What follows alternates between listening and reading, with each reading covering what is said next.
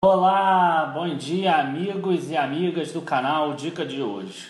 No vídeo de hoje a gente vai falar sobre o déficit, possível déficit da Previdência e vamos ver aí se ele existe ou não, sempre aí baseado nos dados disponíveis pelo governo, dados que a gente vai ver aqui a planilha, dados até 2016 e alguns desses dados eu vou pegar também o PLOA, o Projeto de Lei Orçamentária Anual, já de 2018 para a gente ver como está isso. Eu acho que o principal do vídeo de hoje não é nem a gente chegar num consenso se tem o déficit ou se não tem o déficit, mas a gente vê a tendência que essa relação está tomando e a necessidade aí de alguma melhoria nesse quesito. Então, eu já peço para vocês curta o vídeo, se inscreva no canal e a gente já vai começar.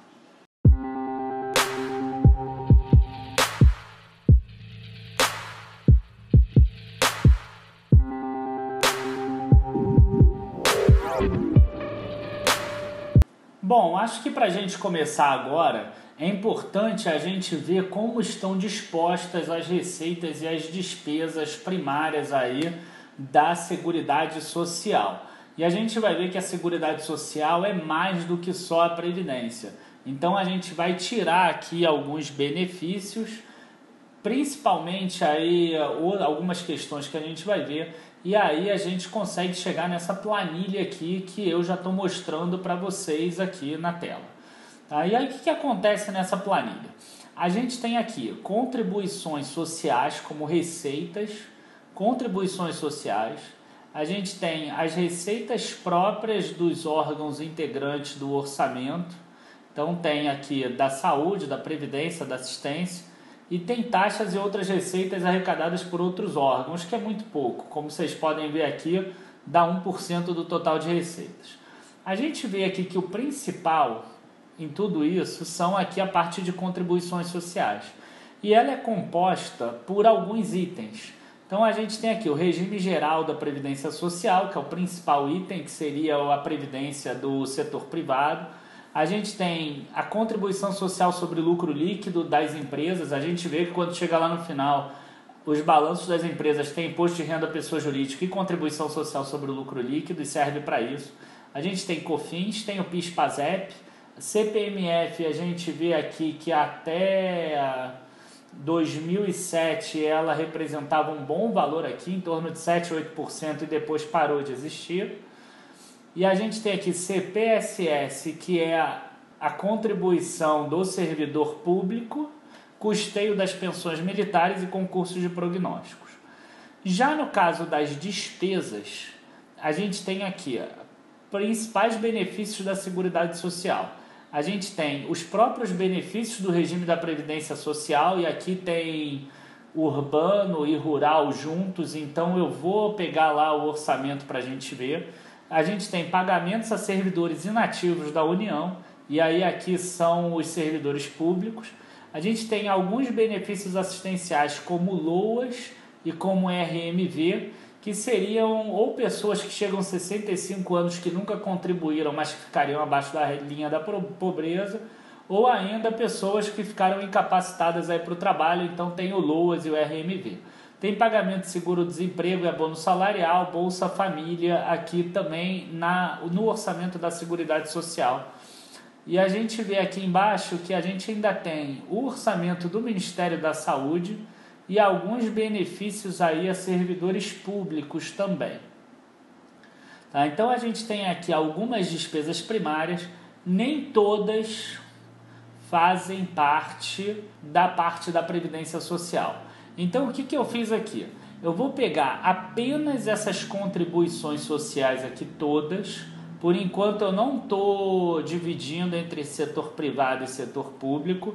E eu vou pegar aqui os principais benefícios da Seguridade Social, todos esses, incluindo os benefícios assistenciais, pagamento de seguro-desemprego e Bolsa Família. Então a gente vai ver aqui como isso funciona nessa foto aqui que eu já estou mostrando para vocês. E essa foto mostra que de 2000 até 2013, todo esse processo aí tinha receitas, contribuições sociais maiores do que os benefícios, os principais benefícios pagos pela própria Previdência Social aí.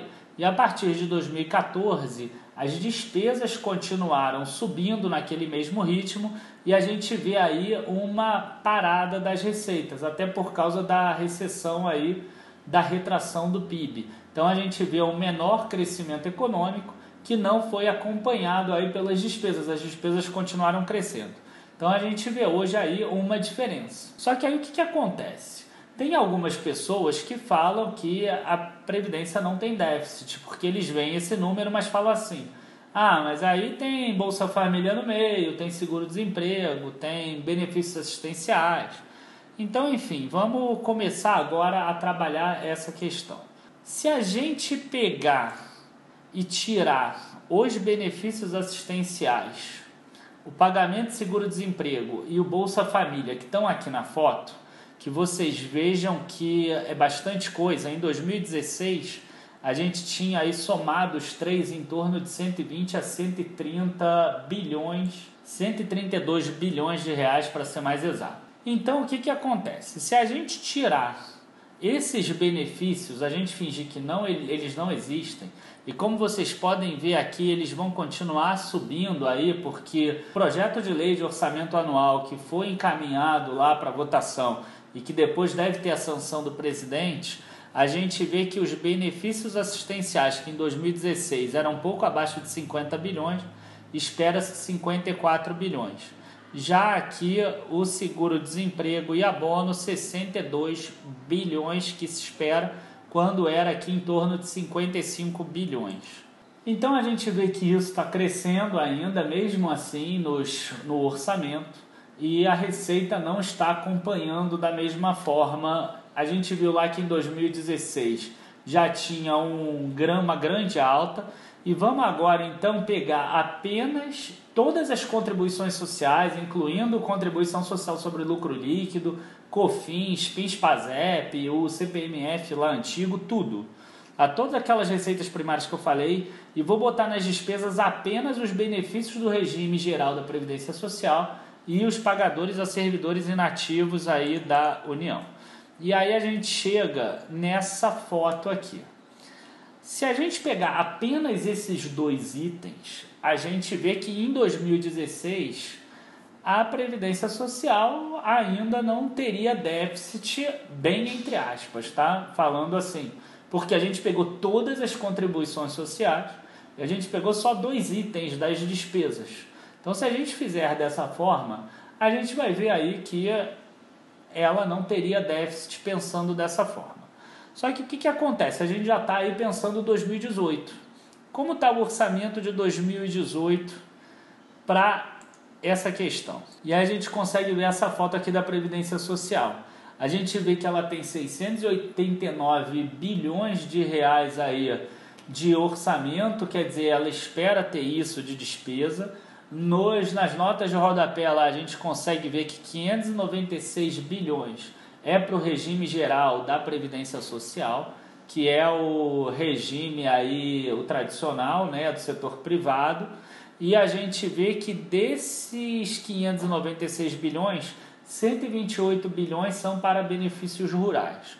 Outra coisa que é interessante a gente observar também, que é um ministério aí que não tem quase nenhuma forma de se movimentar, porque apenas 0,27% das despesas são discricionárias.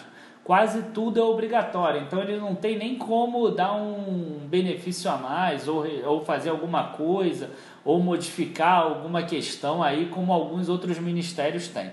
Eu até vou tentar fazer semana que vem um vídeo sobre o orçamento de 2018, que é bem interessante essa questão das despesas discricionárias. E aí o que acontece? A gente vê que a Previdência aí tem 689 bilhões. A gente viu naquela foto anterior que o total de despesas foi de 600 bilhões em 2016, pegando só aqueles dois itens de benefícios do regime geral da Previdência Social e o pagamento de servidores inativos da União. Então, o que acontece? Esses 600 bilhões aí subiram para 689 bilhões, mais ou menos, tá? Ou 670 bilhões, vamos dizer assim.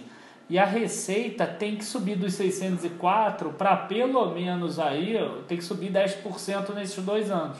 O que eu tenho dúvida que isso aconteça. Então, a gente percebe, principalmente olhando de novo aquela foto lá, é que existe aí uma tendência, mesmo que a pessoa não queira acreditar que já existe o déficit, de ter um déficit no futuro. Então isso tem que ser combatido. É igual você na tua casa, você percebe que você cada mês gasta um pouco mais, ou cada ano gasta um pouco mais, o teu salário não acompanha, você querer esperar, você entrar no cheque especial e no rotativo do cartão de crédito para você pensar assim, eu tenho que diminuir os gastos, entendeu? Você faria antes na tua pessoa física. Então não tem por que a gente pensar diferente no Brasil. Eu resolvi dividir agora entre setor público e setor privado.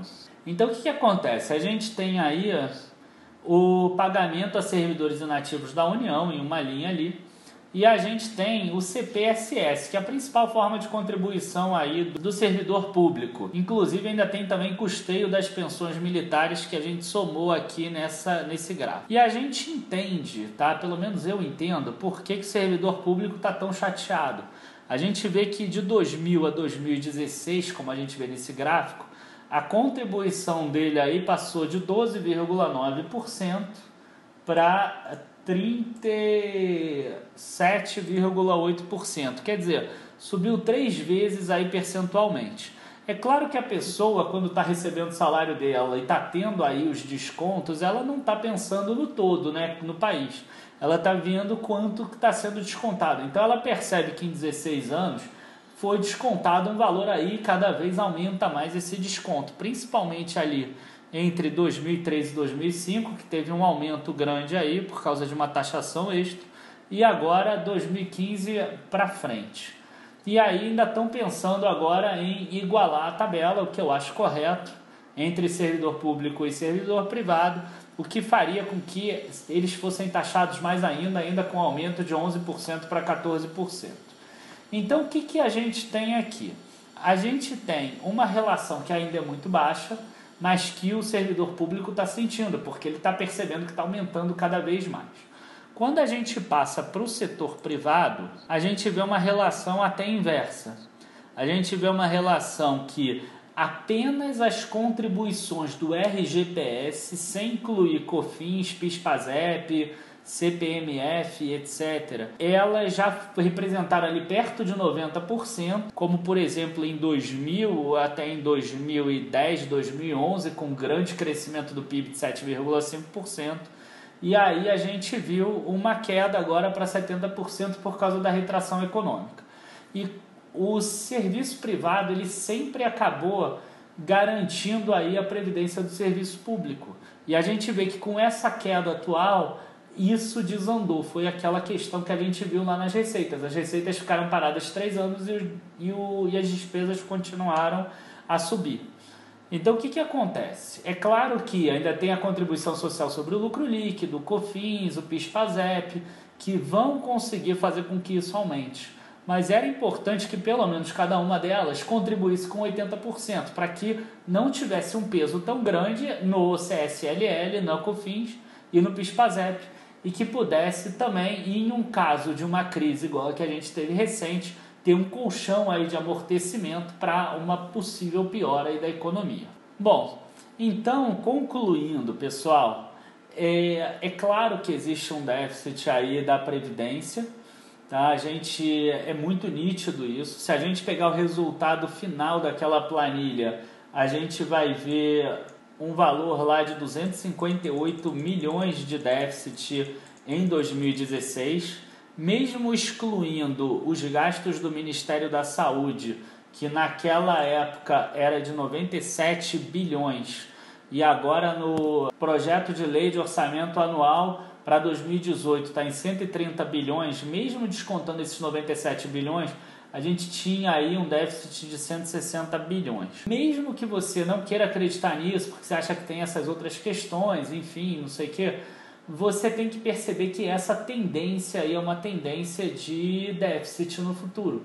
Tá? Então, por mais que você calcule de outra forma, você percebe que isso está chegando no ponto de déficit. Então, exatamente aquele exemplo que eu acabei de falar para você.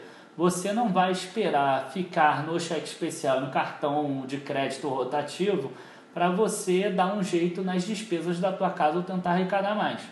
E é exatamente isso aí que o Brasil precisa fazer, porque ele já entrou no cheque especial, já entrou no cartão rotativo, e isso vocês vão ver semana que vem no vídeo de orçamento de 2018 que eu vou fazer, tá? Eu já estou aí me comprometendo a fazer o vídeo de orçamento. Eu acho que casa muito bem com esse e vale muito a pena a gente ver. Enfim, pessoal, queria agradecer a todos aí, muito obrigado por terem assistido o vídeo. Sempre peço para vocês curtirem o vídeo, se inscreverem no canal e principalmente avisem aos amigos. Eu acho que esse vídeo aí é de utilidade pública. Por mais que as pessoas não queiram concordar comigo, eu acho que é importante elas terem essa visão, dessa opinião aqui minha, e até para elas poderem se embasar mais aí numa discussão futura em termos de reforma da Previdência. Eu pessoalmente, é óbvio que eu preferia que a reforma da Previdência tirasse dos políticos, tirasse de pessoas aí que têm previdências contribuindo muito pouco tempo, mas a gente sabe que existe uma diferença entre o mundo real e o mundo ideal e o Brasil precisa aí resolver essa situação o mais rápido possível. É muito difícil quando aquela pessoa que vota, que são os políticos, eles vão tirar o próprio rendimento deles. Eu acho isso muito improvável que aconteça em qualquer momento. Então, óbvio que sempre é o povo que vai pagar o pato, mas esse pato ou vai ser pago agora ou vai ser pago via calote no futuro. Vocês vão ver semana que vem também. Bom, muito obrigado a todos, abraços e bons investimentos. Tchau, tchau.